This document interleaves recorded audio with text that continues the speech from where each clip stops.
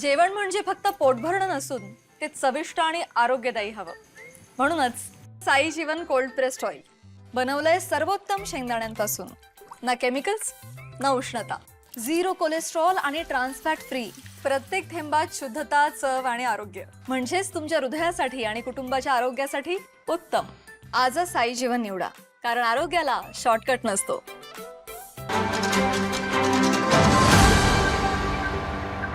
आम्ही जनस्वराज्य शक्ती आणि भारतीय जनता पक्ष आम्ही राज्याच्या राजकारणात एकत्र काम करतो.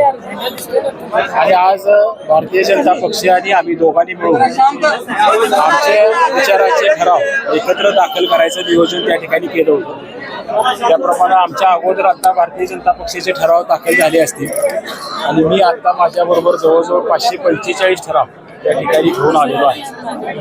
आणि आमची एकत्र संख्या मला वाटते 2000च्या दरम्यान त्या ठिकाणी जाईल. संध्याकाळी आपल्याला हे आकडे सगळे स्पष्ट होतील.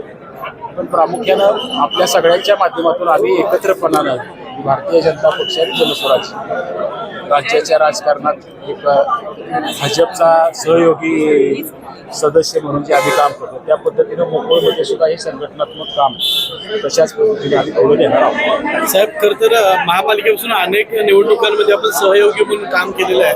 गोकुळमध्ये आपलाच अध्यक्ष व्हावा जनस्वराज्याचं अशी काय मागणी करतात. आता प्रामुख्याने ज्या चर्चा झाल्या त्यात जसं जिल्हा परिषदेमध्ये निर्णय झाला की महायुतीतल्या प्रत्येक घटक पक्षाला अध्यक्षपदाची संधी द्यावी, असा जसा निर्णय झाला पहिल्यांदा राष्ट्रवादीला दिलं, पुढच्या वर्षी भारतीय जनता पक्षाचा होईल, कदाचित शेवटच्या वर्षी आमचा जनस्वराज्याचा अध्यक्ष होईल. तसंच आता गोकुळचं ज्या वेळेला पॅनलची अंतिम बांधणी होईल त्यावेळेला चेअरमन पदाबाबतचा सुद्धा निर्णय कशा पद्धतीने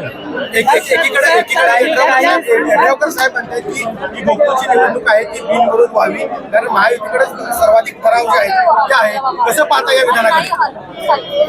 तर बघा, यड्रावकर साहेब हे महायुतीचे घटक आहेतच ना. आता महायुतीमध्ये नव्यानं सामील होणाऱ्या लोकांचा हा विषय, पण हे जे लोक पूर्वीपासून घटकच आहेत त्यांचा काही ह्यात वेगळा विषय असायचं कारण नाही. निवडणूक बिनविरोध व्हावी यासाठी गोकुळची निवडणूक ही चर्चा बिनविरोधची आज एवढ्या लवकर होईल असं नाही. काय वळण आता कुणाचे किती ठराव आले याचं चित्र स्पष्ट होईल. अजून काही संस्था कोर्टामध्ये आहे त्याचा निर्णय होईल आणि मग एकत्र बैठकीमध्ये बाबा आपल्याला हे कसं करणं शक्य आहे. त्यामुळे गडबडीनं आज काही निवडणुका बिनविरोधीची चर्चा आज होऊ शकते.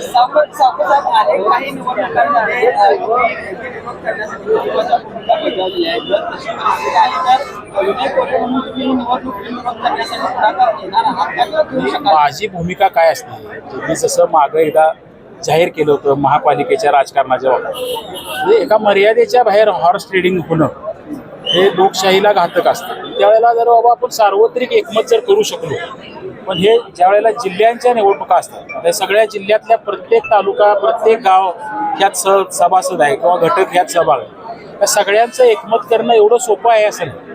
पण झालं तर कोल्हापूरच्या दृष्टीनं आणि संस्थांच्या दृष्टीनं सहकार्याच्या दृष्टीनं चांगलं होईल असं मला वाटतं. काही संचालक मंडळांनी आपली भेट घेतली होती आणि त्यामध्ये या निवडणुका बिनविरोध व्हाव्यात यासाठी आपण पुढाकार घ्यावा असं देखील सांगितलं होतं. बिनविरोधाची चर्चा सुरू आहे, होणार आहे. मला काय सांगितलं, माझी भूमिका या विषयाला कायमपणे म्हणजे गोकुळ असं नाही, जसं विधान परिषदमध्ये मी काही भूमिका मांडण्याचा प्रयत्न केला होता आणि त्याला यश आलं होतं, तसं माझी भूमिका वेगळ्या कारणासाठी त्या दिशेनं आहे. म्हणून मला काही लोक भेटायला येतात, भावना व्यक्त करतात, पण कायम मला सगळ्यांच्या भावना जपता येतील किंवा सर्वांचं एकमत करता येईल आज सांगू शकत नाही.